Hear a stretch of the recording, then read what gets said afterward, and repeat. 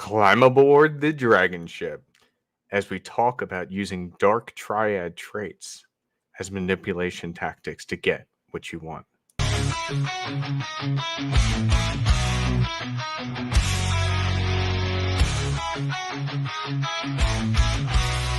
the white thunderstorms, we ride on the back of our truckers in a fearless flight. Sons of Thor, hearts made of fire, conquering lands, fueling our desires. Roaring engines and lightning in our eyes, united we stand. Our strength won't compromise. From the east to the west, we sail every road with our warriors. Never feel alone. Landscapes of freedom beneath open skies, the promised land where our spirits arise. We battle the storms and tides of the sea. Now we've arrived in the land we're meant to be.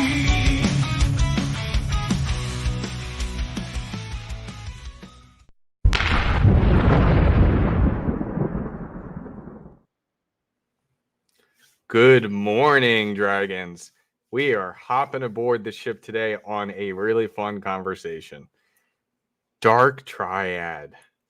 And for those who don't know, Dark Triad refers to the three different types of personality traits that tend to be more malevolent.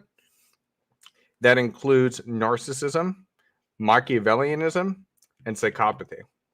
We'll dive deeper into what that is in a bit. The reason why I wanted to do this show, and I'm so excited to dive into it, I went through a bad breakup in the past where it was with an actual woman who was diagnosed with borderline personality disorder, which those types of cluster B disorders do tend to have a lot of these traits.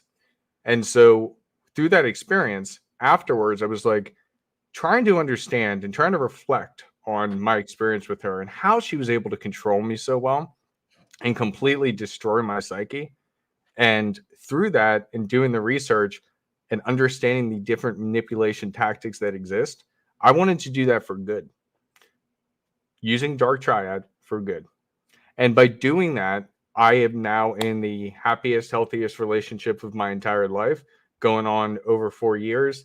And yeah, she's gonna be my my consort for life.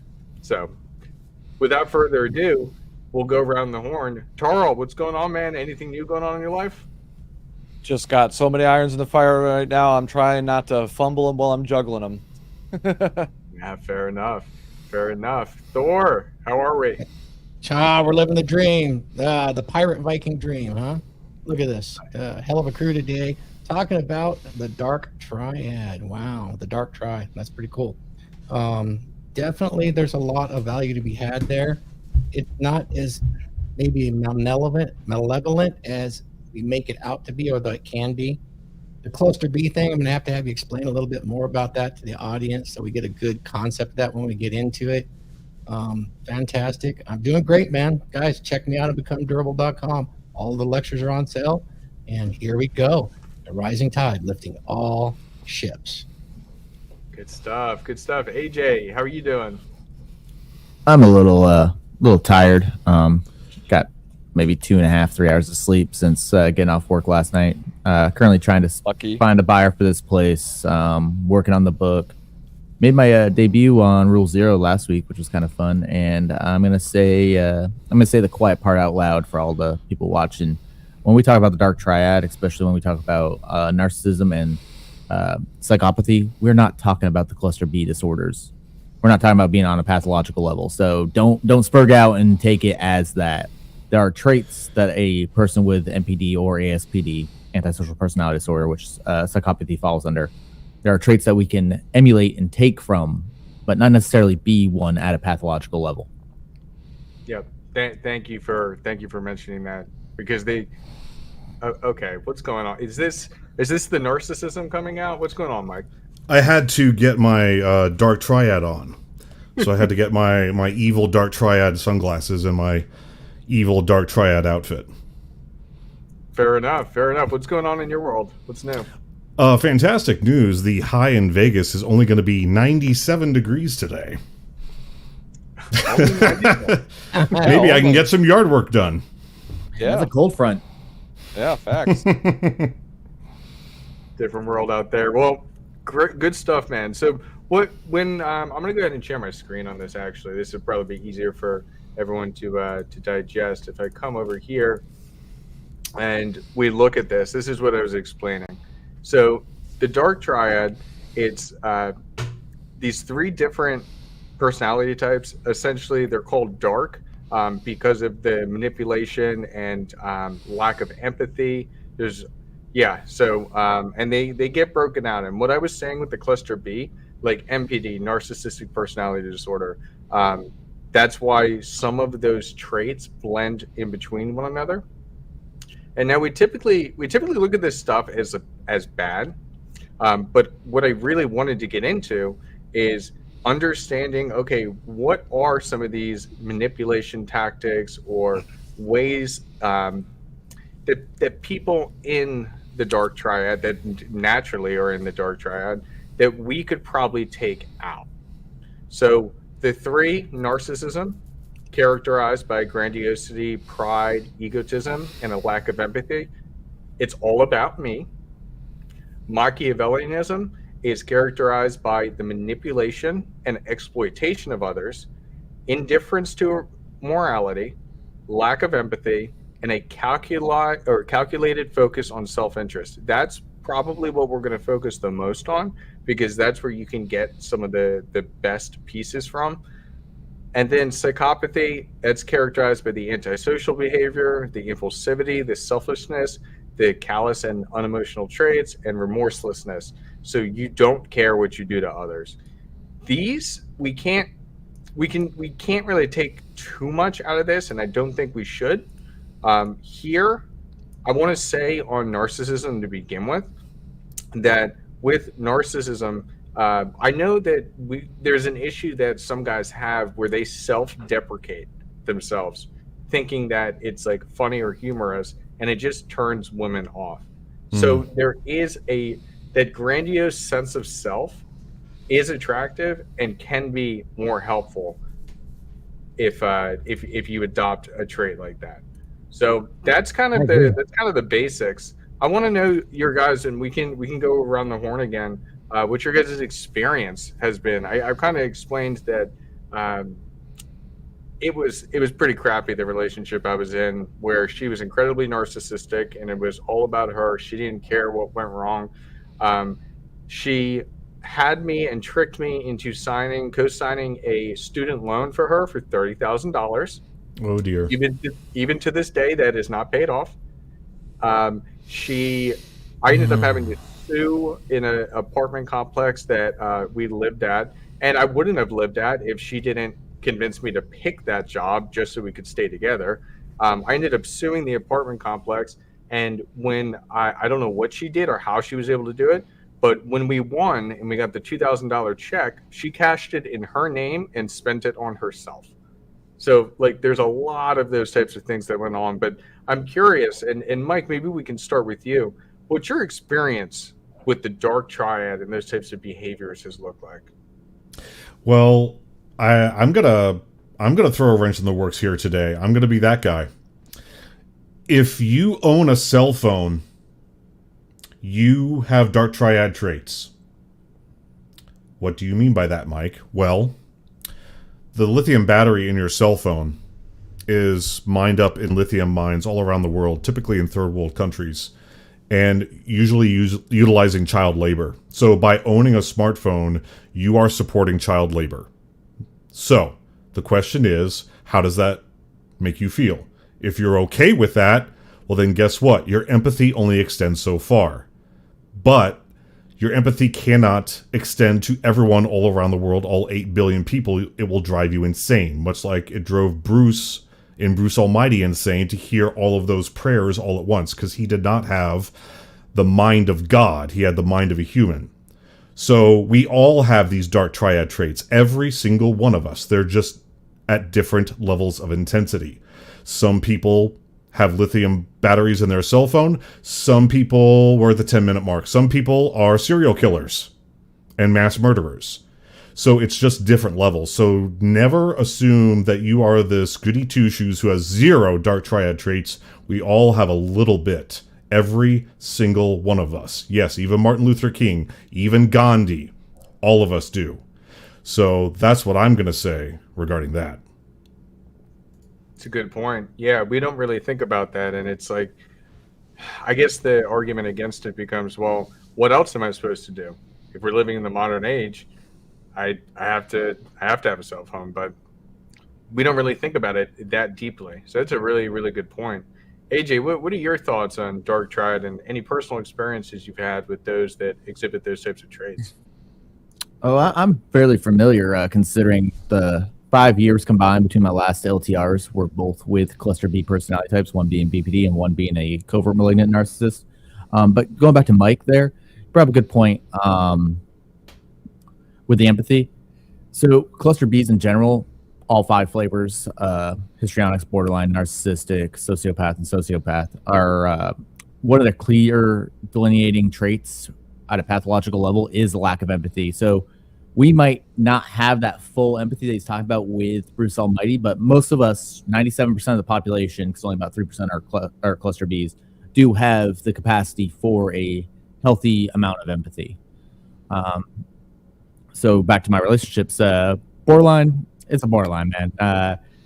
It's everyone's heard the stories. The covert narc, that's the fun one right there, because they do so well at keeping the mask up, and when it starts crumpling, oh, it hurts. The narcissistic injuries are epic. Can you explain that a little bit when you're talking about like a mask and whatnot? So I'm using terminology from Dr. Sam Vaknin, who is the father of now modern psychology when it comes to talking about cluster Bs. So when I use terms like mask, hoovering, it all comes from him. He wrote all the books on it. He took Freud's work and expanded upon it. So mask is like the facade that they put up. Everybody's got a mask, and it comes off within the first 6 months typically. People with cluster Bs can usually keep that mask on almost indefinitely unless you start causing what they call narcissistic injuries, which are just jabs at their ego, and they cannot handle the ego being attacked because that's the self that they see themselves as internally. Gotcha. Yeah, it really is crazy. Like you chip just one. I had a business relationship with somebody, and as soon as I chipped his ego like one time and challenged him one time in a way that he did not like, even though goof around as guys, it was one specific thing that for whatever reason, and it became a complete meltdown. He completely lost it. We obviously are not friends anymore, and it was just it's crazy when you experience people like that. But we can move on. Thor, what's your experience with Dark Triad? And Interesting. yeah, I would ask you guys this question. Knowing me for a little while, would you say I have Dark Triad traits? Would those be my predominant traits? Predominant? No, but they're there. yeah, they're definitely there. I'd say you have Not them a in your bad toolbox. thing. It's not a bad thing, but Well, so I use these quite a bit, but consider narcissism by definition. It's the egotistical admiration of oneself. It's all about me. What does this say right here in my identity?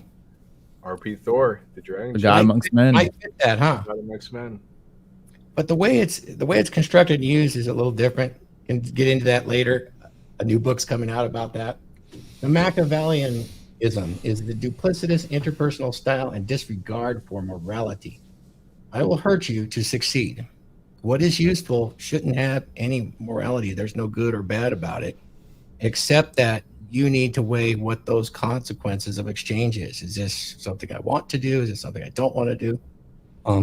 So that's interesting too, because I've done both sides of that, as someone that's going to defend, protect, and provision. I may want to actively engage in that sort of I'm going to hurt people to make sure my family gets ahead or the dragons survive. The next side, and what that demonstrates to people outside is This guy's capable of violence, whether it's administrative or physical.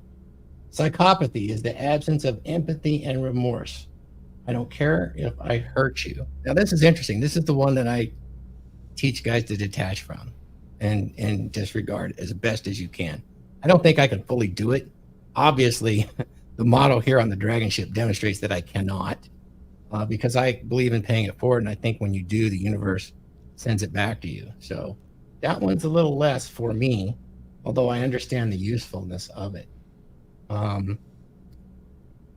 There are quizzes online that will rate you based on your questions, you guys know, on your Dark Triad traits.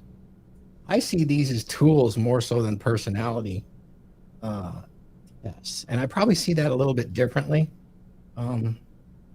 Because when I see personality, I see character and identity, and I think that's shapeable by us, and it should be, in order for us to improve. You guys have heard of the Big Five, right? The Big Five traits, personality traits. I think those are more useful. Yeah, it's like agreeableness, It's neuroticism, right? Conscientiousness, which would be that morality, good versus bad. And there's a part for that to play, because polarity is an important part of what makes us who we are, what makes reality fresh and new. Is it this or is it that? And we always lean towards binary outcomes, right? It's either right or it's wrong. It's black or it's white. Man, we push that everywhere. So yeah, you've got that. And then you've got extroversion and introversion, agreeableness, and of course that neuroticism, which is the nervousness versus confidence. And so I think those are more important for another show. But Machiavellian, I think there's a lot of useful traits to be clipped off and used sparingly. But even if you have these traits, they seem to be very attractive, because I think what they convey is confidence, and they will, if you have these, you get shit done. I mean, all of these are about doing things, because no one would know if you didn't get things done. So I think these right here certainly demonstrate your capabilities, good or bad. And so it's a little bit like publicity. There is no good publicity, no bad publicity, just publicity, and it's helpful. So the Dark Triad's definitely worth studying. I think some of the guys here use those traits very, very well in their interpersonal relationships. I would be careful with a cluster B, because they got all these in spades. So it's going to be. And it just comes naturally to them. Yeah, it's in their head. It's just the way that they're wired at that point. All but the psychopath are made. The psychopath's actually born. The other four are made. And it becomes a pathological thing where they've been doing it for their entire lives, so they're so used to it. Well, and let's not forget that as a man, if in the event that you need to, like we like to say here, go downstairs and handle business, your empathy has to hit 0. It has to plunge down and hit 0. Otherwise, the slightest bit of empathy towards that home invader, and you're going to hesitate, and you're not going to successfully deal with the threat.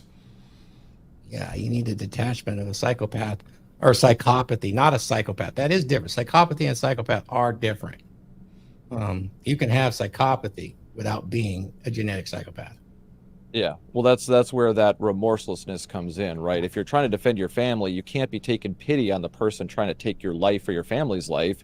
You have to be remorseless. And that's where it would be like an exception, not the rule, where you would need to become the personification of violence. And in order to do that, you need to be remorseless, right? Yeah, and a true if you feel psychopath, sorry for him, you're not going to perform. You're not going to be able to do what you need to do. Yeah, and a true psychopath might just look at the drunk that was knocking on the wrong door and plant a 9mm in his head. No problem. Yeah. Oh, your fault. You knocked on the wrong door. Yeah, that's no regard for the consequences, right? For yourself or others, right? That shows a lack of conscientiousness, right? Where you're not really understanding the true ramifications of your actions. Yeah. Interesting that it is such an attractive trait that can be tracked. And it's attractive trait in women too. You guys know that, right? Well, if you look at like the Oracle, most of the consensus on the Dark Triad traits, what do most of them kind of point to? The idea of selfishness, right? Prioritizing yourself, enlightened self-interest, even, right? Which is the more enlightened version of what the Machiavellianism is, right? I cannot help others as well as I can is when I help myself first, right? And that's where like the good Dark Triad trait comes in, is that you understand, you know what is the common factor? Like you talked about this in the beginning, that most guys self-deprecate, right? You know, and to the point where they show they have no confidence, right? You know, guys, you know, they sit there and they, I'm an idiot, ha ha ha. You know, it's just like, yeah, you are an idiot, and you just told the girl straight up, I'm an idiot, and I know I'm an idiot, but I'm an idiot anyway. She's like, oh, he's incompetent, has no confidence, he's a fucking loser. Easy, right? So, but what is somebody like me, right? You asked, because the original question was like, what's your experience with, you know, Machiavellianism or you know, Dark Triad traits? I've embodied them most of my life because I saw my dad do that, right? My dad was, you know, I'm the benevolent dictator, right? Everything I say goes, and I'm not a fucking idiot. I'm not remorseless, but I'm going to put it, it's going to be going my way or the highway, right? If you don't like it. Because you have to run and lead the family. Yeah, like it's either going to work or not based on, you know, my leadership, right? So I got accused by my feminist sister all the time of like, oh, do you think, like, she would like try to like jab at me about thinking, you know, maybe you need to be diagnosed, see if you're autistic and stuff like that. It might be true, right? But then she started like saying something, you think you could be kind of sociopathic?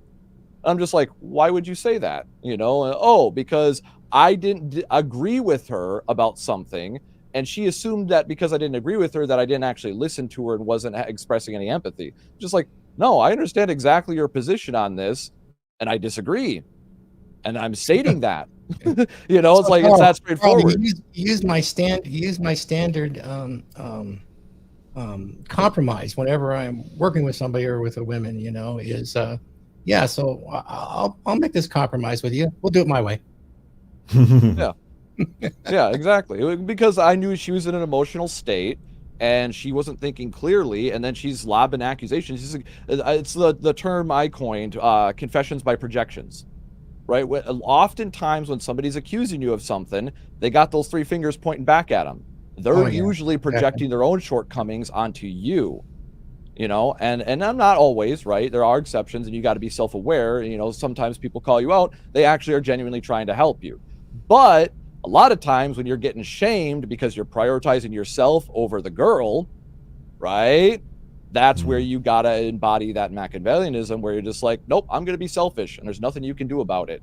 You have no power here over me, you know? And having that frame, that mindset, like I said, that got me all sorts of accusations of, you know, misogyny. Tarl, that's such a great point, because I was just like thinking about it with that girl I was talking about before. I had a girlfriend in high school who loved art, and she got like one of those massive letters, with a massive envelope, and she painted a completely freehand. She painted Kid Cudi on it in all these different. The thing was beautiful, and the jealousy from the girl that I was with, she actually made me throw that out. I had held on to that for years, for like 6 years or something, and I was going to keep it forever because it was a beautiful gift that somebody gave me, and she made me feel guilt to get rid of it because of her own jealousy, and I just, again, completely blind to it. So you can do a lot of this stuff for good, but that's just an example of the bad. I know we all start somewhere, Huds, but I gotta say, damn, man, that sucks. Yeah, it is what it is. Life goes on. I still have the memory. I don't know. Let me ask you this, Huds. Back then in high school, would you consider yourself a nice guy? Yes, I was a nice guy until there was some crap that happened going into senior year. Where who hurt you, Huds? Oh, dude, you want to hear this story? This is crazy. This is when Huds came out. So came out of the closet. I got myself. So this is where Huds came out. So I got blamed for something. So essentially, it's like gaslighting with no proof, and I got kicked out of a camp at one point in time. It was like a business camp. That I was told by my school was like the last straw. If anything else happens, like you're done. Then I went on a trip to Europe with my school, and obviously the drinking age there is not 21. We were all drinking, yet there was one of the guys. He was such a loser, but one of the guys had his whole family come with us and his younger sister. So his younger sister was with us at the club one night, like grinding on dudes as like a 15-year-old girl. And then she, I guess he or she or whatever, told on us. And then we got completely screwed. And I'm like, this is bullshit. Like, you're literally 15 years old grinding on dudes, and then you're going to tell on us? Like, what are we doing here? And it was at that point in time that I realized that the world does not care about you. You do need to care about yourself first. And that's when, like, everything in my life changed. Yeah, and another example of that, and I am going to answer your question, Huds. I was out and about town with a lady I was dating back in the town I used to live up in Oregon, and we were walking down the street, and this town has a little bit of a homeless problem. No, it's not Portland. It's not ridiculous, but it's noticeable. And so she and I were walking down the street. We had just wrapped up our date, and there are homeless people, you know, asking for money, and we walk past them, and I'm walking between the homeless people and her, you know, to keep her safe. And when I walked her back to her house and I said goodnight to her, she asked why I didn't give any money to homeless people. And I said, because I can do better, greater things with that money than they will. And so that's an example of, like, look, hey, like, whether you're my date for the night or you're my woman, it's better for me to be spending money on myself, or us for that matter, than to give it to some guy when you don't know what he's going to do with it. I would rather buy them a cheeseburger and hand them a literal cheeseburger than hand them money, because then you know what's going on with it. Now, if he trades that cheeseburger for methamphetamines or alcohol, hey, you know, there's nothing I can do about that, but at least I took the necessary steps prior to ensure the best for them out of the goodness of my heart. But that's an example of, like, no, I'm not giving these people any money until my cup runneth over. And after me, then it's my woman, then it's my children, then it's my family, then it's my friends. So after all those people, like about 50, 60 people are taken care of, then I'm giving money to the homeless, because then I've got nothing left to do with it. That's an example of that I can give. That's a good one. I think of it the same way. Yeah. Priority list, right? We talked about that a few episodes ago, right? I said you got to formulate a proper priority list to get shit done. A lot of people don't prioritize things correctly. They got it ass backwards, and then they wonder why they have problems. It's just because you're trying to reverse a plan that needs to be played forward, right? You know, you need to learn what the actual priorities are in terms of logistics. Like, most people, they let their feelings get in the way of the actual logistics, and this is why people don't do shit. This is why people do bad shit, you know, and they make uninformed decisions, not because they're uninformed, because their feelings got in the way. That chemical reaction they had no control over. They chose to give up control of themselves, and they don't realize it. You always have a choice. You really do, right? There are exceptions, once again, but most people come up with excuses when they don't have a reason to not, right? That's the big problem. That's why I'm glad that I got that distinction when I was young. My dad said, son, there's a difference between a reason and a fucking excuse. An excuse you have control over. A reason you don't. Get it right. Pay attention. And that's why the far left version of economics doesn't work. You know, where they want to, like, do things like redistribute wealth and give everything to the poor. Just now, isn't this right, Thor? That the California State Senate is trying to push a bill through to Gavin Newsom where illegal immigrants get to buy a house with zero money down at 0% interest, but American taxpayers don't get access to that. So it's all backwards. They want to give to the poor, but you can't give to the poor if you don't have anything left to give. Whereas the opposite version of it is get rich and then help people after you're rich because you've got more than you know what to do with. Well, hell, Mike, there was a policy that they're working on with the Biden administration that had people with good credit pay for higher interest rates, so people with shit credit would get lower interest rates on houses. Yep. Yeah, Kamala Harris is leading that charge. Kamala Harris, yeah. Yeah, isn't he trying to push something out where it's like if you're a first-time home buyer, you get a $25,000 credit? They're just going to raise the prices of houses by $25,000. But you guys do understand, this is really basic Marxism. They're buying votes. That's what Marxists do. Shout out to Milton Friedman. And then they shut that down with regulation. Sure.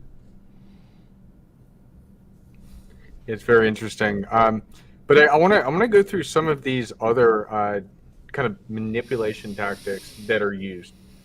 I guess, I mean, there's ways to use them for good, but there's also ways to use them for bad. I mean, you guys have all heard the term of gaslighting, right? Mm-hmm. Yeah. So we're living it right now with this election. That was what my sister was trying to do to me by calling me autistic and shit like that. Gaslight me. Yeah. And she was dealing with her own daddy issues. Yeah, exactly what AJ just said with the election. Gaslighting is dangerous because it makes you feel like you're losing your mind. And if anybody, if you haven't seen the original Gaslight movie, that definitely is worth checking out because it shows you exactly what this is. What they're doing with the election right now, you are correct, AJ. I'll give just one example of it that cannot be disproven. That the media called Kamala Harris the border czar 4 years ago. Now they said she was never the border czar. Yep. What is that like? Okay, now am I the crazy one? Nope. They're the mass gaslighting people, 100%. Or my favorite one. Yeah, they were going around. It was all over TV, and they were toting about it. And don't worry about the border crisis. Kamala's going to handle it. Yeah, we all knew it was smoke and mirrors, and they were just lying. But now that the lie gave out, what are they going to do? They're going to be Machiavellian about it and just pretend like that shit didn't happen. Yeah. Or my favorite recent one is the one with the tour jet or the election jet at the tarmac, and it shows that large ass crowd. You zoom in on the crowd, all the cameras on the phones are different, and you zoom in on the plane. Look at the reflection. There's no crowd. It's just the fucking tarmac. Yeah. Well, yeah, I'm not 100% on that one, but I did see that. Now, Thor, you're a bit more experienced than the rest of us. Tell us for gaslighting. I can't think of a good example for gaslighting unless you are exchanging mental combat with an enemy, a flat out enemy. That is the only time that I have used gaslighting. Is there any benign benefit to gaslighting at all? The only reason there would be is because the outcome would be beneficial to the other person that you're gaslighting ultimately. And so a much watered down example would be the white lies that you might, or the omissions you might leave out. You don't have to say everything on your mind, but you might put something out there that isn't quite a lie, but it puts somebody at ease so that when the outcome comes back, they're much better off for it because their personality would lead them to actually get involved and it would screw things up when you have actually set this up for their benefit.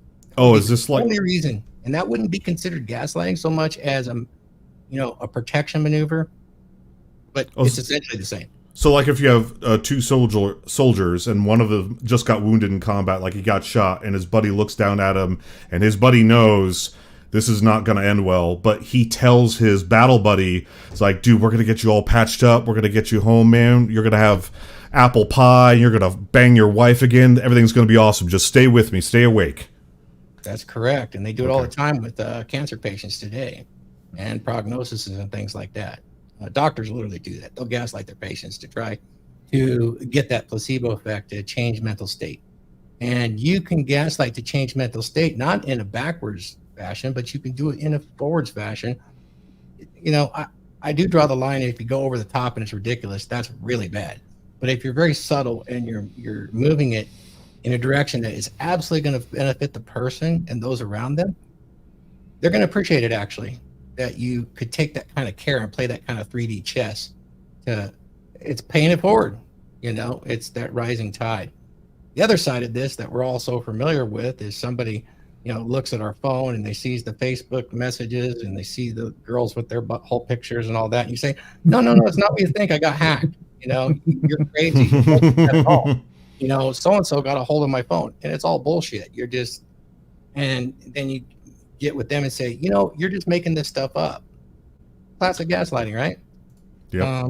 Sure. Yep. And then you do enough of it, and if you're really good at it, you'll get your friends or his friends that you're flirting with to sit there and say, yeah, you're kind of making it up, bud. And guess what? That term is called that's called serious. triangulation. Yep. Serious. Triangulation. Yes. But on the other hand, if you use some of this here and you unleash the superhero within, you can play 3 steps ahead. And it's not that you're hurting anybody, you're helping them. You can use those techniques to move ahead. Yeah. Anyway. Well, and that's one of the distinctions I like to draw when we're talking about this topic is the difference between manipulation and persuasion, right? A lot of people like to conflate the two, but there is a clear nuanced difference between when you're manipulating somebody and when you're persuading somebody. When you're persuading somebody, both people benefit. That's the gaslighting you're talking about, Thor. When you're positively benefiting somebody with that tool, that personality trait, you're actually benefiting them. Whereas if you were being, actually manipulative about it, you would be only doing it to benefit yourself with no positive benefit to the other person at all, right? That's the fundamental problem with manipulation, why we all instinctively don't like it, because we understand that person is not a team player. They are a lone wolf pretending to be a team player, right? And when you exhibit that behavior, we automatically all recoil from that because we know that that's a bad bet. That person's probably way too far on that dark triad where they're probably a straight up sociopath, right? That's like the soft version of it. And then it could end up being like a straight on psychopath where they're actually capable of extreme violence, right? So you have to draw that distinction. Like, what are we talking about here? Well, we're talking about persuasion, right? Most people use dark triad. Bad people use it for manipulation, both men and women, right? Yeah. So that's the way I look at it, and a good example of this, like in terms of the gaslighting being used for positive. I do a kind of a variation of this, right? One of the things, what is one of the POA tactics? Agree and amplify, right? So if my girl says something, right, I may gaslight her on it in some fashion where I may say even agree with her and amplify it to the point of absurdity, right? Where I use gaslighting, basically, saying something that's not true is true sarcastically. Yeah, because that's what I it's mean. a fun little game then, right? Yeah, if we're gonna right. But if you use that sarcastic tone, manipulatively. but if you use the sarcastic tone that most people can pick up on, is it gaslighting at that point? Because then you're not being serious. No, that's the thing. Sometimes I'll be deadpan about it. I will actually act like I'm dead ass serious about it, and then that's when you crack the smile, right? So you guys know I gaslight to get a tremendous result with the ladies. Technically it's a gaslight. It is not. It really is. Are you seeing anyone else? Yeah, I'm banging half of Vegas. Yep. True. You guys have heard the story. I might as well repeat it again. In the food preps, I was into aesthetic bodybuilding, and it worked really well. And my wife would make these amazing bacon, egg, and cheese burritos, and she would do it in such a fashion with onions and slime. I mean, the whole thing was there, and she'd make me a dozen or 2 dozen at a time. I'd freeze them, and then I would have an oven inside of my work truck, which is a small compact truck, but there was a small little oven in there. It's 12 volt. I could throw one in there wrapped in foil. By the time I got to work, I had this wonderfully hot burrito, and I was eating all of this protein. It's wonderful. When she first made those for me, this is how I gaslit her. I also call it emotional spiking. So I can use different terms, but I use the same technique. I took the burrito and I took a bite out of it, and I started to eat it, and I started to just turn my head like that. And then I sat there and I swallowed it, and I threw my burrito down, and I acted like, oh my God, like it was the worst possible thing in the world, and just made a big ordeal out of it. That was the gaslighting, right? She panicked because she spent a lot of time and really wanted to do this. Now her emotion was really high that there's something wrong. You understand, right? Mm-hmm. Next step was for me to look at her, and she's saying, what's wrong with it? What's going on? I said, I don't know if I could take this to work with me. I just don't even know. She's like, what? Now I've amped her even more with gaslighting techniques. And I'm talking to this for Lindsay so she knows when this is coming. Essentially, then I looked at her and said, I don't know. God damn it, Thor, you're giving away all the secrets, bro. Okay, don't give all the secrets away. And then, so, I mean, there's many other things you can do like this. And then I look at her and says, yeah, this burrito is so goddamn good. It's giving me a tremendous boner right now. I don't even know if I can get the car and drive to work without just banging you right now. It would ruin my entire day and I couldn't get any work done. Bingo. She benefits, she laughs, she giggles, thinks that's fun as hell. And now we have a big emotional spike that was basically done through the use of gaslighting techniques, but it was, I pushed her mental state into a spot. Now, if I wanted to go opposite of that, she was making me burritos, I'd eat these, and then I'd turn it around and say, I know you're making these burritos for your goddamn boyfriend, and I don't appreciate that. I was on your phone. And of course, that didn't happen, right? Now I'm going in the opposite direction with the same information. So context is important, polarity is important, and the way you approach it's important. So yeah, no, I'd relate that story to clarify what's going on with. It's not necessarily gaslighting in the classic term, but I'm using all the same techniques to get a benefit. Right, and that's one thing as well that I wanted to talk about with this, because emotional spiking, I think, is the best thing that you can possibly have for a happy, healthy, long-term relationship. Yes, it may seem like emotional manipulation, but you're really just having fun and you're strengthening that relationship through it. And that's why you can take some of those skills from like love bombing or like stonewalling, or like acting like interest, disinterest. Okay. So let's say you're very involved, and then with something like that, you act disinterested, even though you're not actually disinterested, and then you pull it back. And it's just, I don't know, it makes it fun. It's, as Thor, as you said, that word there is so key, polarity. That polarity makes the relationship enjoyable. And yes, you could consider it manipulation, but I don't know. I like roller coasters, and I think it can be a little bit more fun as long as you don't go too crazy with doing this, and you're not doing it in a nefarious manner. Yeah, I would not use the terms gaslighting anymore, because everybody, you read it one way, but when you break it down, you have these techniques they're using to emotionally spike somebody, to push somebody in a direction you want them to believe. You know, you want them to believe something and then pull it back. It's usually used for bad stuff, you know, make somebody think they're crazy and that they're making stuff up and things are all their fault. You're doing a tremendous amount of blame shifting when you're gaslighting, as it's laid out today. We all know what blame shifting is, right? Mm-hmm. Way to put accountability on somebody else. Yep. Yeah, I cheated because you work too much. Well, I like to do that with emotional spiking as well, but I do it in a different fashion.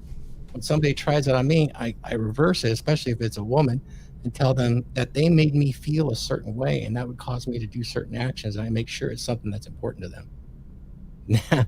Now I have an emotional direct connection, and that changes things in my favor a lot of times. So yeah, and well, that's one of those harsh, as they would call it, as what the kids say, the red pills, right?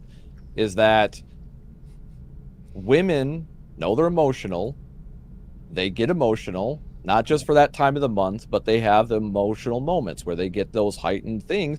If you don't know how to handle that, this is where a lot of people struggle in long-term relationship game, right? LTR game is a real thing, and understanding that women are going to shit test you, they're going to do all these things, they're going to get emotional, and if you as the man do not know how to handle it and control your shit, your relationship will spin out of control from failed shit test after failed shit test, where you just don't know how to handle your woman's emotions, right? That's where a lot of guys fuck up, and you see them online getting mad, like, yo, these women. It's like, yeah, it's insane. It's not logical. It seems ludicrous to most men because we're thinking in a more calm, rational state. But see, then there's men that are thinking in an emotional state that totally vibe with it. They're cool with it, right? You see this on the left quite a bit. These effeminate men, they're cool with that sort of behavior, right? Why? Because they're not understanding the roles. They're not understanding the traits. They're not understanding the action-reaction. Truly, they're living in an imagined version of reality, and they don't realize it. An idealized version of reality, right? And that's not how reality actually works. Your girl is going to get emotional. You're going to have to control yourself so she can get through that. And that's what makes you the rock in the relationship. That's what shows that you have confidence. Women don't want a man that's going to fucking buckle under pressure, right? They always try to act like, I want a soft man. I'm okay with a weak man and blah, blah, blah. They always say that. Women say a lot of things, but look what they actually respond to. Once again, what did the POAs find out? What do they actually respond to, right? What actually makes them happy? They'll tell you all this fucking bullshit that makes them happy, that actually makes them fucking miserable human beings that actually end up lashing out at other people in society that we see right now going on. And people are bitching about it, but they're not understanding. The problem is that we're reacting rather than being proactive about this stuff and controlling ourselves first as men. That's your job, not to be one of those weak emotional pussies that can't handle a female's emotions. They're gonna do it. Because remember, guys, if she's shit testing you, she's into you. Yeah, she needs verification, right? The women aren't going to waste their time with you if they don't see something interesting that they want to investigate. And maybe they don't actually like you. Maybe they want to actually fuck with you. But once again, what does Rolo always say? Don't spoil it for them. Discovery trumps disclosure. Play with her and play with her. Exactly. She wants to play the game. She doesn't want to talk about the game. Exactly. Yeah. Women are players. They don't want a theory craft. That's why you don't red pill women. It's a good You gotta point. be Craft. careful, Thank you gotta you, be Paul. careful when you use these techniques because it's easy to overdo it. Subtle is better. Yes. Okay. So talk with one of us guys that have done it and done it successfully many times, and you'll be better off for it. Even your relationship, they will actually appreciate it. Now, the secret is not spilling the beans. Oh, I'm doing this to you. Ruins the magic every time. Yeah, it ruins everything. And guys can't stand it. Look, I got this secret. I got to tell my woman. Don't do that, please. No.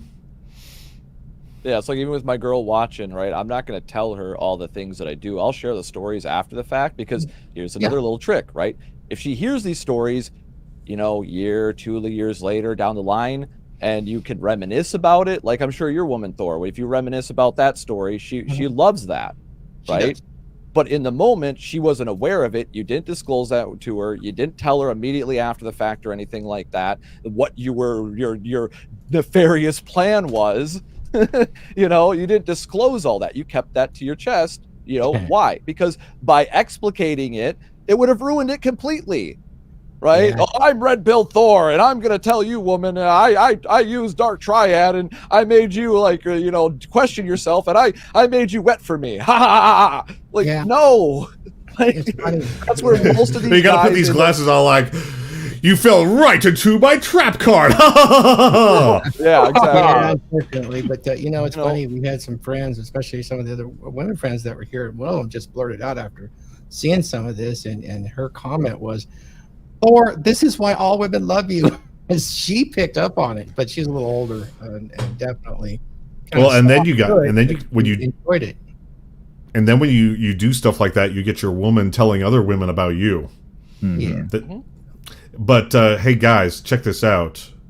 Thor really knows his Dark Triad, and if you want to learn more about it directly from Red Pill Thor himself, you can get his book, A Dominant Masculine Presence, and the audiobook on Audible, narrated by the God Amongst Men himself. Check this out. Masculinity is in crisis. What are we to do? We need to acquire a dominant masculine presence. Now available on Amazon. Masculinity is in crisis. Men's masculine behaviors and traits have been suppressed by popular culture. Why has it become so popular to shame, guilt, insult, masculinity, and masculine behaviors? After 50 to 70 years of this has resulted in a very large subset of men who have become weak, useless, and crisis. Pathetic state for boys and men that leads to depression and violent despair. A dominant masculine presence addresses this very dilemma for the individual man, and it firmly establishes why this is what is desperately needed by the individual man today. In this book, clearly defined masculine traits and behaviors and the emotional durability provided by traditional masculinity are presented as a guide to what every man should embed into his identity. Putting these principles and behaviors into practice will motivate and direct your path step to step to create for yourself an authentic, dominant masculine presence. Guys, check out Thor's book. It is fantastic. I myself have both the physical copy and the audiobook. And we also want to shout out our chatters here in the chat. Lindsay Smith, it sounds like Thor knows you. We will say goodbye to you here. It says sounds like you're headed off somewhere, but thank you for stopping by. And then, of course, we can't forget our super chats because they support the show. Thank you so much, Ken Rose, for the $2 super chat. Let's give him a war horn. Okay. You guys hearing the war horn? Thank you very much, Ken. And he doesn't say much. He rarely does. So we will just do the Terminator thumbs up and slowly sink down into the lava.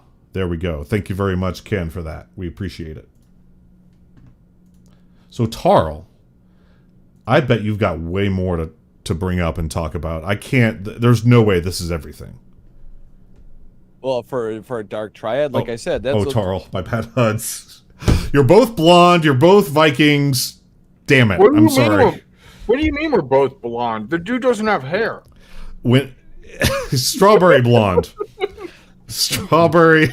Maybe blueberry. Yeah, no, for sure. Look at AJ over there. AJ's shocked. He's like, I'm running on no sleep, and Mike's the one making mistakes. My gaslighting is so good, I had convinced Mike that Tarl was a blonde. To me, it looks like ginger like myself. Huds. Well, another one that's interesting when I just think about like manipulation is doing certain things. Like, so I'm going to think about the workplace right now. In the workplace, when you go ahead and you give praise where it maybe necessarily isn't needed, but you do it publicly in front of others, you then get that person to like you more, and then you can get them to do things in the future more likely by doing that. Even if it's a bullshit compliment, it's the way that you say it and saying it in front of others. So that's, that's deceptive behavior because you don't mean what you're saying, but you know that the end goal, you're kind of moving that chessboard so that you be in a better position. Good point. That is exactly the same tactics that you used before, but this approach and the tone is different because if you use it too much, especially on a team, you look like a sycophant. Yeah. Yes. Little tiny IV drip doses over the course of many, many years. You definitely don't want to do that over and over again all day, every day. They're going to start to ask questions internally. Yeah, see, my employer has a right turn, it breaks your neck. Yeah. My employer actually has a system for this. On one of the programs that we use, we can log in and we can give what we call kudos to an individual or a whole entire department, and the site directors and the managers of those departments see it.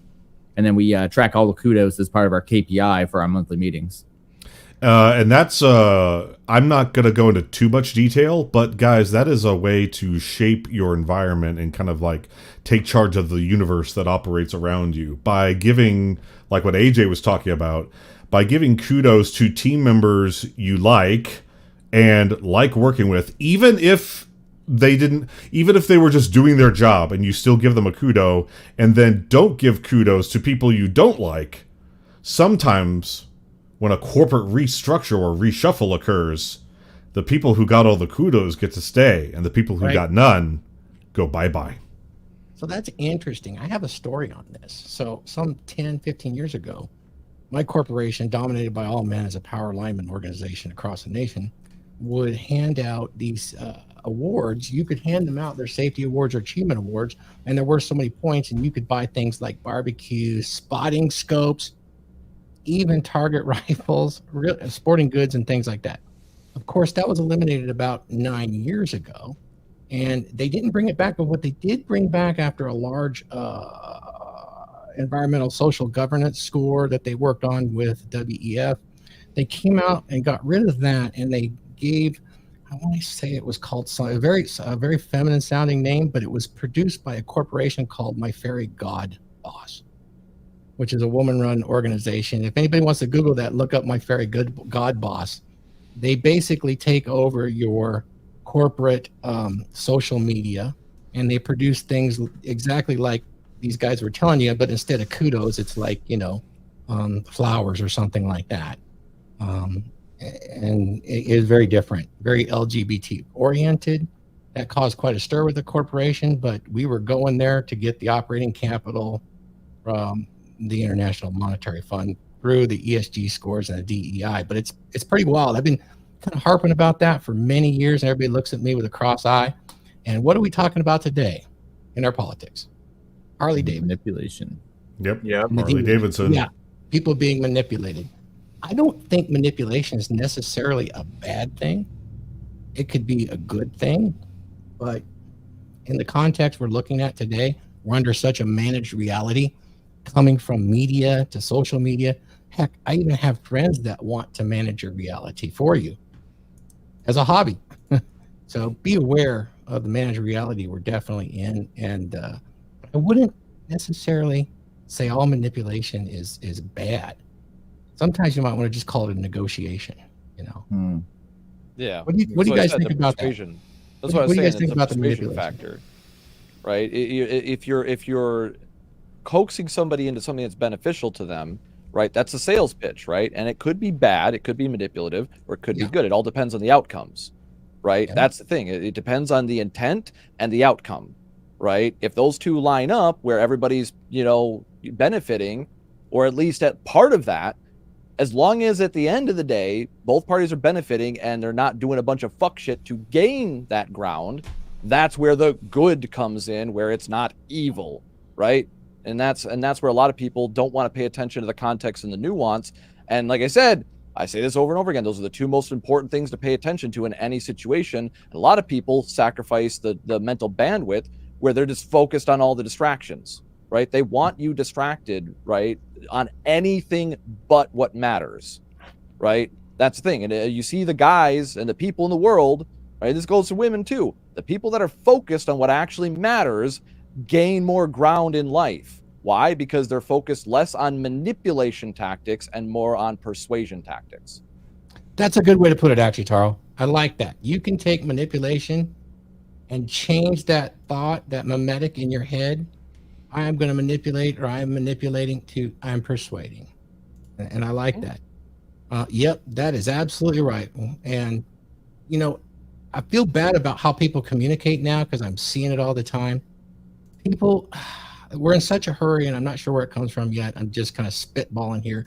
But if you guys engage in any conversation with anybody where you can't get very far and they start actually filling in the rest of your conversation for you, essentially interrupt you and fill in what you were trying to say, but that wasn't what you were trying to say.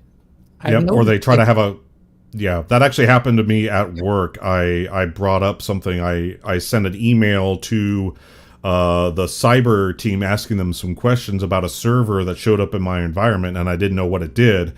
And I had 4 questions, basically, what does this server do? Who's responsible for it? Who owns it? And what happens if the server goes down? And instead of answering my 4 very basic, simple questions, I got an email back saying, don't touch that server, don't take it down. And they CC'd every director and every VP. And they basically said, because of the way you worded your questions, it indicated you were going to take the server down.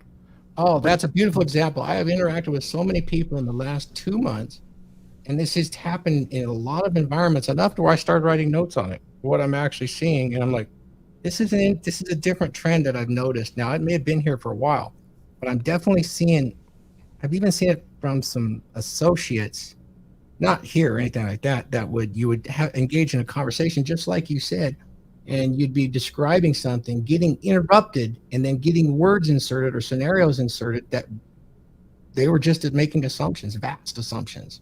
Having a conversation about the conversation. That is a huge manipulation. That's not a negotiation. I would almost consider that kind of gaslighting too. That's how popular that's become. We got to do an episode on this. There's too much there. There's that. And then when you let somebody know, particularly a customer service or a person that's a little bit incompetent, you let them know, yeah, that's not what I was saying. They basically half the time argue with you and come back and watch this on any of the shows that people kind of go back and forth. Someone's going to answer a question that's easily answerable without a yes or no and go, no. Their first freaking word out of their mouth instead of okay or right or acknowledging them is no or no. I don't know where that's come from. Is that because we have so damn many debates? Is it the politics of the day? Someone will tell me, yeah, Trump was, they attempted to make a assassination attempt on him, and then I would respond by, no, it wasn't that, and then just make up some shit on the back end.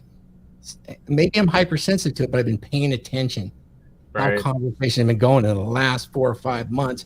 I think if I was asked my buddy Rollo, he'd say this is an indicator of what we had last time with the election cycle.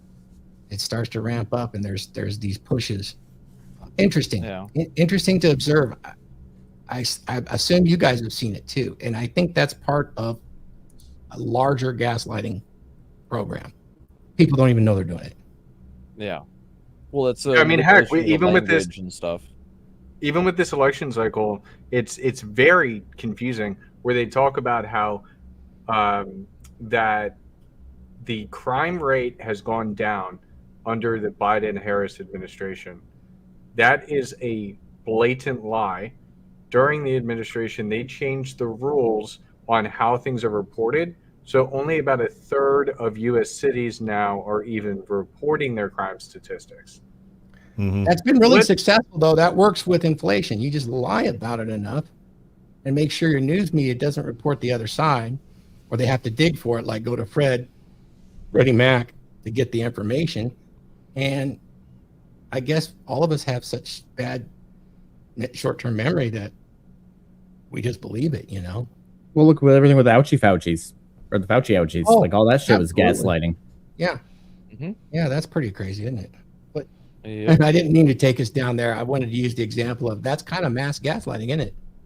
Yeah. Yep, No, I exactly. think it's interesting. Go ahead, Toro. And that's a pretty dark triad trait right there. Yeah, and like At a I larger mentioned before, scale. that's what the left does a lot, and the right does it too. They right? do. No, They nobody's do innocent exactly in the same this. thing. Yeah. Right, and that's why I actually wanted to speak a little bit on what you guys were talking about in the workplace, like workplace kudos and stuff like that.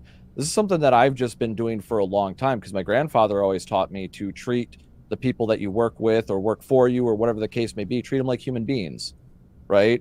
So rather than cogs in a machine.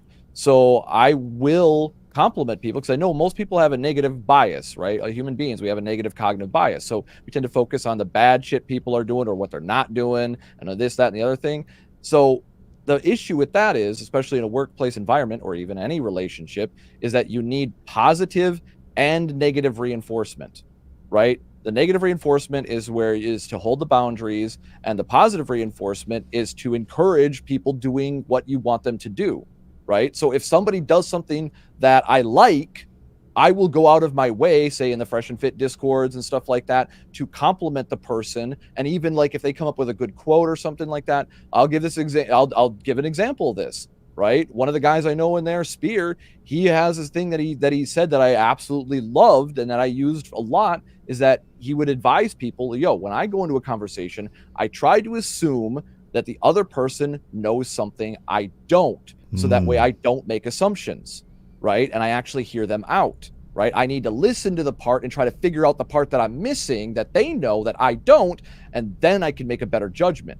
And so this enables him to go into a conversation with a more open mind while still keeping guard blockers up to make sure you don't get gaslit or bullshitted, right? And this is a powerful framework. And so what did I do? I started using it, and I always credit him for it, even like I'm doing right now. What am I doing? I'm big up in somebody that did something fucking good, right? Instead of focusing on, in that, on the counter, other side of that man's made mistakes, but he's owned up to them, right? He's addressed them by fixing them. He didn't just say sorry. He demonstrated sorry by changing that shit, right? So once again, what am I going to do as a team player? I'm going to give him the big ups. I'm going to, share his message so that way other people can benefit from the positivity of that, and he benefits from it as well. And that's me, once again, being persuasive for the group because I'm showing to other people, complimenting in front of other people, this dude did something really fucking good, and this is valuable to the community. Pay attention, and that's demonstrating rather than just explicating.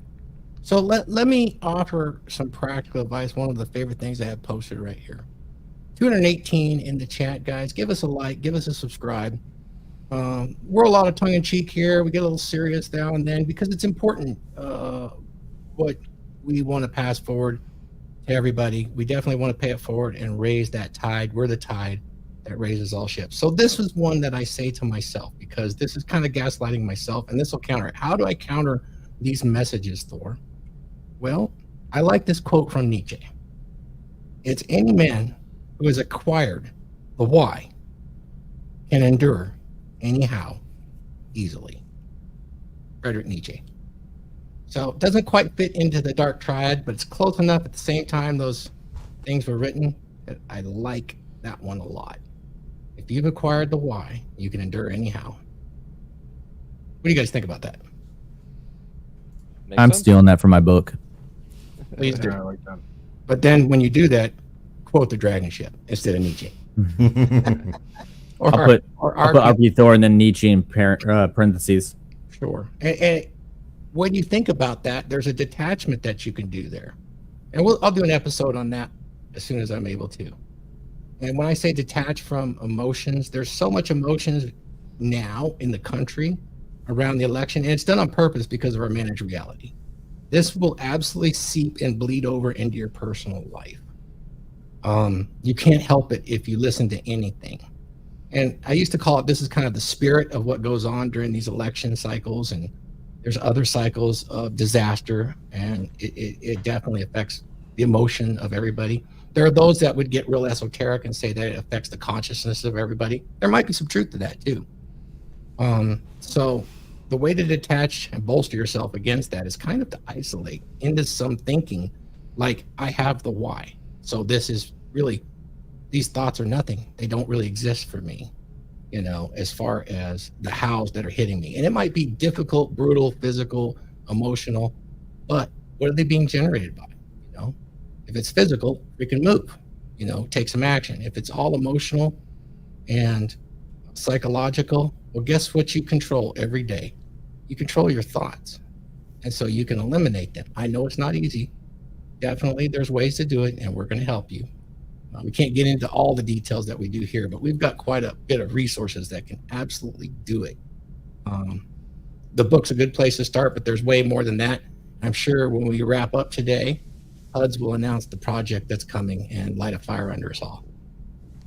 It's going to be pretty damn cool. I am very, very excited for it. I'm trying to think, because I could go forever on this topic just because of how I've experienced it.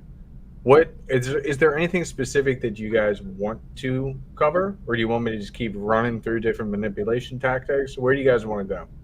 Oh, run through a couple more that you like, and then let's run into the project. I'll let you, so you're the project manager. Let's introduce it officially, and I will drop into the share the sample templates so that you can kind of show on the share what's coming. Okay, sure. Yeah, no, I'm super excited. I'll just share that right now, and we can maybe talk deeper into it. But when it comes to this type of stuff, when it comes to how to navigate life and how to navigate life in the best way possible, Thor wrote a fantastic book, A Dominant Masculine Presence. Teaches you how to be a man in today's society when today's society is saying that anything masculine is toxic. And for you to be the leader of your home and the leader of your own life, you need to understand these skills. Within that book, there are 7 different skills that are discussed. And let me just pull them up just because I don't have it offhand and I want to make sure I don't get anything wrong. Oh, I got so much of Paul's stuff here. Jesus Christ. So those 7 skills: physicality, psychology, presence, Oh, shoot. problem solving, prosperity, power, and passion. Now, we are working with the majority of people in the red pill and manosphere in that entire space to release an entire series. Everybody will have their own book or may have many books. These books will not just be a physical print, as you see here with Thor's, but will also have audibles as well. Thor is showing right here. This is absolutely fantastic. With short them right here, we're gonna color code them so you understand which specific skill it falls under. And everyone's gonna have a voice, and everyone's gonna share their personal stories. And in whatever area of life you're trying to improve upon, boom, boom, baby, we got it. We got it. And so Okay. this has been super cool. I can't wait to announce like who actually like as people finish. We've had one person finish so far, and we have a second one coming up, and then another one coming soon. So be on the lookout for this, because once it starts, it's really gonna snowball. Yeah, I think so too. Oh, that's not it. Let me stop the share. Stop sharing. Yeah, I just want to show all the templates that are out there. Guys, we're going to take the skills, essential skills of a dominant masculine presence, and give you each. And here's the thing. We're asking everybody that's been in the manosphere that wants to contribute to this to describe a series of experiences, life learnings that made a particular skill that's outlined in a dominant masculine presence that goes beyond alpha, goes beyond beta. All the traits are listed. The masculine traits are listed there. Why it was important to them. It might be a story from father to son, such as the one I tell about eating the elephant. It could be that simple, and something that simple really falls into prosperity. That is the skill set of prosperity, to learn how to eat the elephant properly, because it just puts it right in context. You get to tell a story. You get to work with Huds, who's an amazing project manager, and you get to become a published author under this encyclopedia of the essential skills of a dominant masculine presence, which will go beyond the book. I've had a tremendous amount of feedback, and this is not just exclusive to men. Trust me. This has been women as well. And what's lost here is the ability to transfer this information from a masculine man to a young boy, or even to a young girl, so that she knows the type of mate she'd want to enhance her life, because her being connected to a dominant masculine presence that has these skill sets will enhance her life, and she'll acquire these skills as well. So, which is interesting, because when I wrote the book, I didn't put down the key search word of mate seeking, but I ended up being top 10 in mate seeking for 6 weeks, which there's nothing in there about that, except a small blurb in the bibliography about divorce. So interesting enough, though, there's 7 of these. There's actually 8, because the book is really about identity. When you connect all of this, it's why your identity is so important, and it's important to grow forever. And I talk about some of the stuff that Carl Jung put out there. Not all of it, but some of it's very useful. The alpha and beta, super useful in context as container words, because it's easy to describe to somebody in a binary fashion. Is he alpha? Is he beta? No, I'm sigma. Well, we'll see about that. But it's pretty useful to get the party started. And then the next level is what we're talking about. And then, of course, there'll be some unpublished bonus skills that'll come out a little bit later. And then I'm hoping to have something done as a collaboration with for the women probably next year. So look forward to this project. This is the essential skills of a dominant masculine presence, which will surprise you. Who's committed to write, these small books on these skills. It's everybody you know, and it's probably going to take between 9 and 13 months to complete. But you guys will all have access to this, essentially an encyclopedia and a how-to. I'm not going to use the word prescription, because they're all about experiences. And isn't that really the ultimate manipulation, is using the Socratic method, so you answer your own questions? Because you'll read these stories and you'll go, yeah, that happened to me. Oh, that's why I asked that question. So you're really getting into this is going to get you to answer the questions for yourself, which is much more meaningful. You're essentially going to gaslight yourself with the truth. Yeah. And as much as I know that there's going to be a lot of guys that are curious about, guys that have more or less, made it, right? Their perspective, how they came to a lot of the conclusions they did. And also, the nice thing about this project is people will be able to compare side by side. Like, okay, so these guys came to similar conclusions, or maybe different conclusions on these topics. And this is why, because it might be anecdotal. Once again, I know what women will be interested in this as well, because how many times have I been in these spaces and I've had women be like, they'll ask, what is the question? Who hurt you? Right? What does that question really entail? They want to know, how did you get this way? right? Why are you so confident? that cracks me up. I was going to show that, but I decided not to, and then you went ahead and did it anyway. I'm sorry, I didn't realize it would jump in there, Mike. We'll start over with you, but I did want to show our vice president and Make It Today. He has commitments to his family and his children. Hats off, vice president. Definitely a Drakkar. I've just read his draft, and I wouldn't have done this, but the damn thing popped up. I guess I hit the wrong button. But he has done his draft, and I read his first draft, and I'm just like, man, you guys are in for a treat. So, Paul Bauer, I don't know if this is going to be your cover because Huds was kind of. It's not going to be his cover. That was a joke. Yeah, maybe we should start. Maybe the TradCon types, man. They're gonna if he were to do that, he's already been like stoking the fires over there on Twitter and stuff. Like that fire's gonna get out of control if he publishes that thing. Why do you think I asked Huds to make that?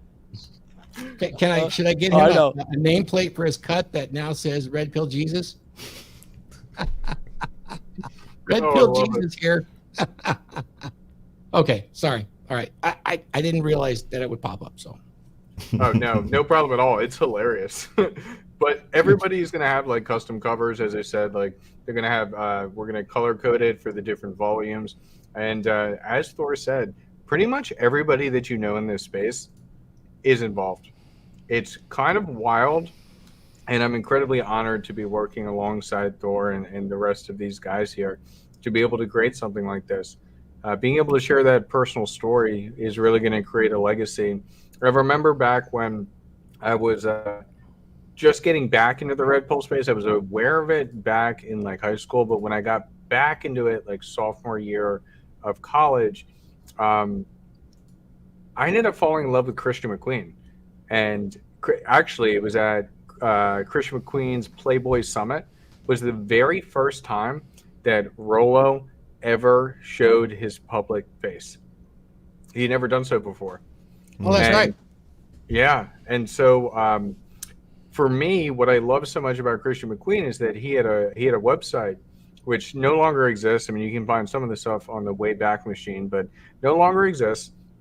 But he would have articles, blog posts like every couple days, and I just loved it. Like literally, I was like an intern at work, and my favorite time of the day, whether I had to take a crap or not, I still would go to the bathroom in the basement and I would read through the latest articles that had come out, and it gave me so much additional information to become the best man that I could be. It helped me so much with women. It helped me so much with like my self view. And that's what we're trying to do here. We're trying to bring some of that back, and then also doing it in audio format so you can listen to it in the car. You don't have to read, since I know a lot of people nowadays don't like reading anymore. But still, covering everything that we possibly can. Really excited for it. Yeah, and Hud, you rolling up this thing with your PMP skills. Thank you. I appreciate that. And many of the other influencers that are out there in the Manosphere space or Red Pill space want to contact, I'm sure you can reach Huds through Instagram or myself, and we'll listen to the experiences you want to share and what your thoughts are. They have to be centered around the essential skills, which is the 7 skills that are outlined, and potentially there could be bonus skills, but we'd have to talk about it. And then you could get involved with the project. We're really only looking for 10 to 100 page essay on sharing your experience that would be useful to paying it forward to other Vikings that are learning this information and need it in order to establish their own dominant masculine presence quicker than having to go to the school of hard knocks. If that's the case, and you're one of our guys, we'll put you on board. Awesome, good stuff. Well, I think we're around that time. I know I gotta hop with AJ for a separate call because we are going to be bringing Vince. Vince is going to be joining us on this project as well. So very, very excited for that. Well, describe who Vince is. Vince is the masculine geek, right? Masculine Yes. geek. Yeah, AJ, you want to go ahead and explain what you guys do?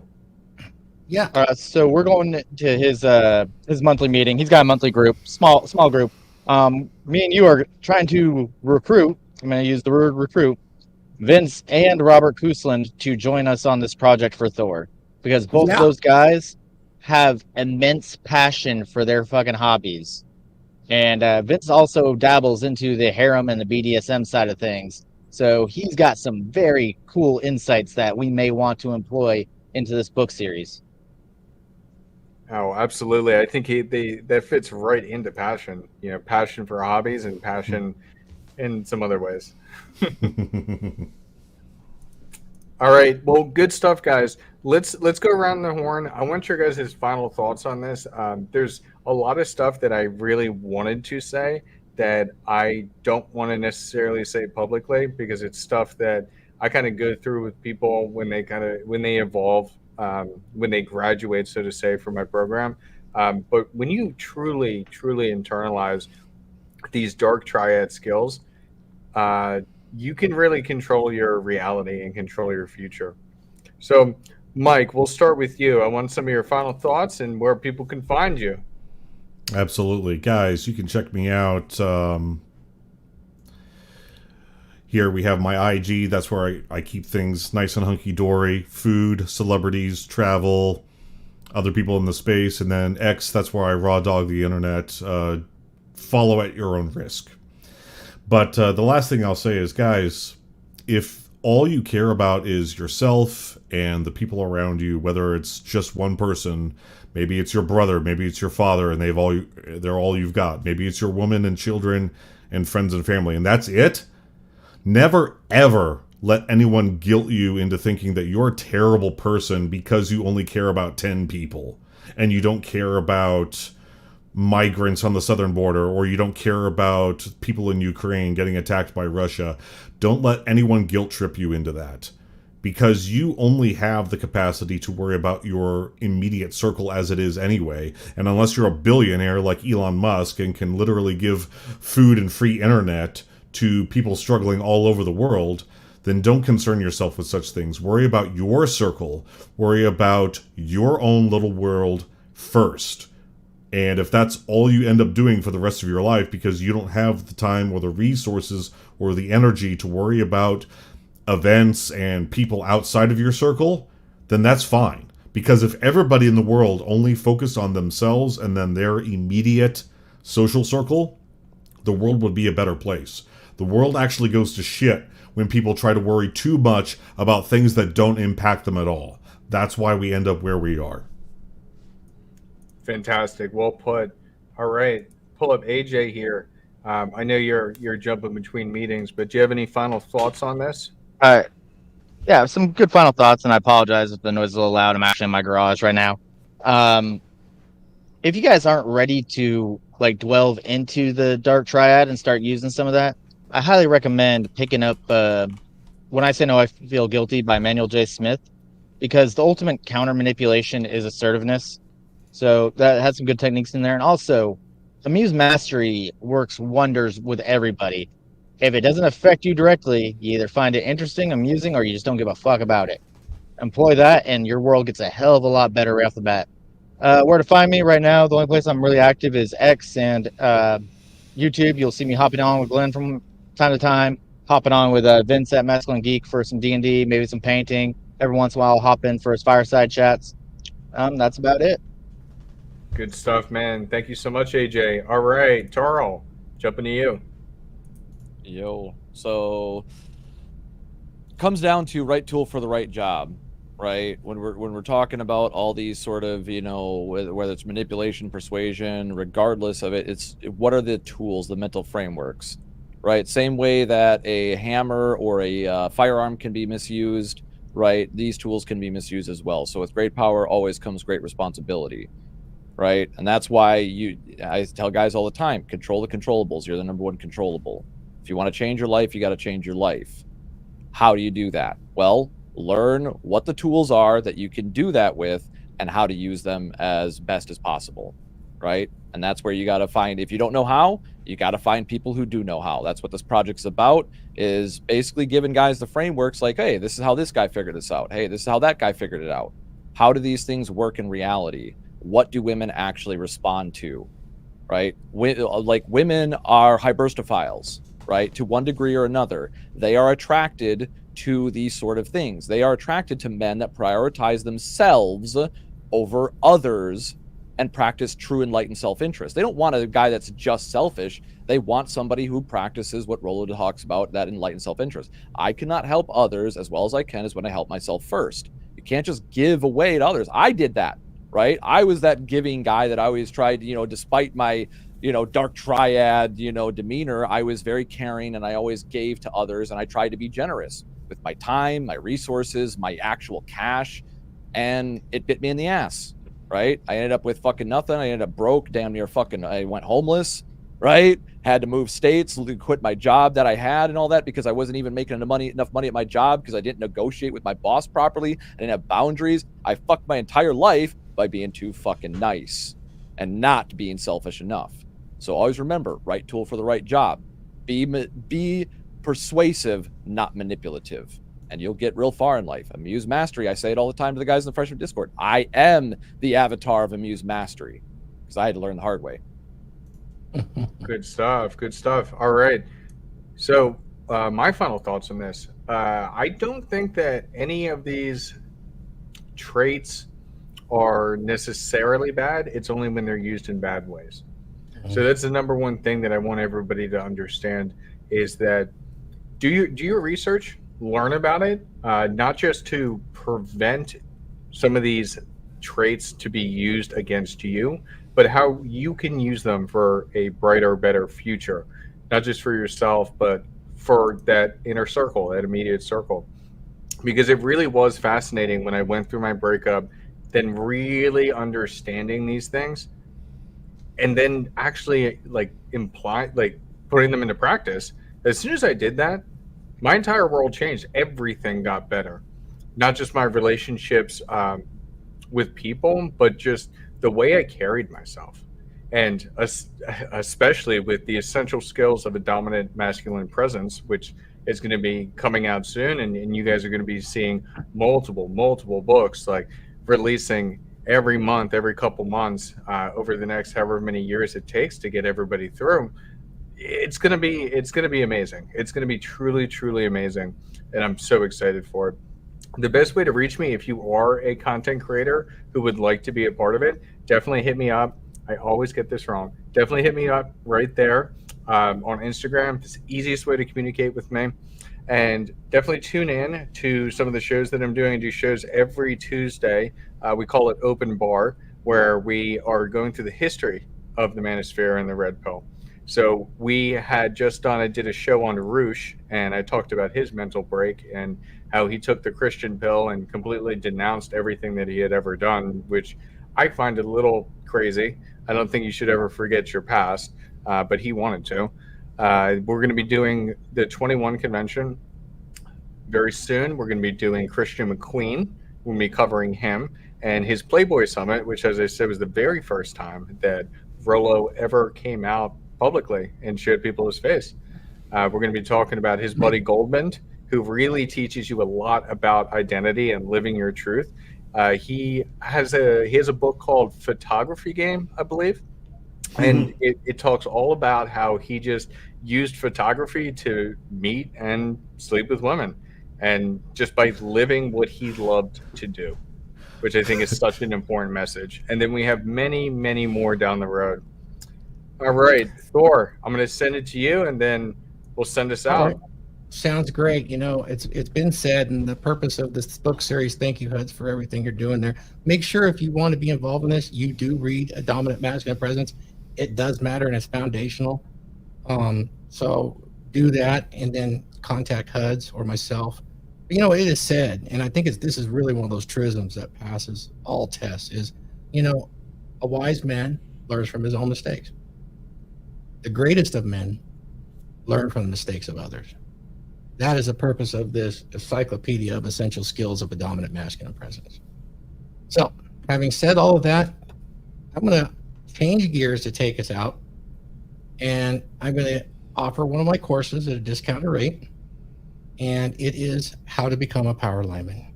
You want to change in life? Start packing money in your wallet. That will change your life. And yes, it's hard work, but if you're interested in doing something physical, It's mostly men. I'll just be straight up, 99.9% men. But this is those infrastructure jobs that won't go away. They will increase. We're under a tremendous risk of a coronal mass ejection or parts of the grid going down. We've already experienced it. Who are they going to call when the power's out? Power's out, there's no internet, no servers up. You know, we have to, power linemen must keep the fire in the wire for us to survive in our modern civilization, or we're back in the Stone Age. So, oh, hang on real quick. Something popped up here. Okay, we're good to go. All right. So with that, guys, you can find me at becomedurable.com. I'm going to take you out a little bit more on what that power lineman course is. Thanks for joining us. I mean, there's 240 folks in there. Hit the thumbs up, hit a subscribe button. Every one of these guys has their own channel, up and down. Please just go subscribe. And, you know, if you don't want to watch, just leave it in there. The algorithm will put it down at the bottom. You don't have to, but it does us a tremendous amount of help to get our message out of a rising tide lifts all ships. Until next time, Skull. Are you interested in becoming a power lineman? Then look no further. Come to Become Durable, RP Thor's exclusive website, where you can become durable and learn how to gain a power lineman career. Scroll down past the mastery of oneself, creating a dominant masculine excellence, and look at the courseware that's available to you on becomedurable.com. And come on down and take a look at becoming a power lineman. This is an amazing opportunity for you. Click on the button and it will take you to where you can purchase how to become a power lineman and where to start. So what RP Thor does here is he takes you through how to become a power lineman with my 38 years of experience to change careers and become a power journeyman lineman. You can make between $100K and $300K a year after you become a journeyman lineman. Now, this is a huge opportunity. This 1 hour lecture will actually give you all of the links and the references needed so that you can start to pre-certify to find the fastest path to become accepted as a power lineman. Do you have what it is that it takes to become a power lineman? Can you get up early? Can you stay late? Can you work hard? Can you work smarter and work harder? Then you need to come and take a look at becoming a power lineman. I show you exactly where to start. And what's even more important than that is that only a few men will actually be able to do this exciting career. And I want you to do it. And the reason I want you to do it is because at least you'll know whether this is something for you or not. It's 5-star rated, and I can tell you this, it is only $88.21 for this 1 hour video and the PDF documentation that also shows you every school that is available to you in the United States and in Canada. $88.21 is significant because that is the loaded hourly cost that a lineman is paid here on the West Coast, particularly Southern California. So if this is for you, come and take a look.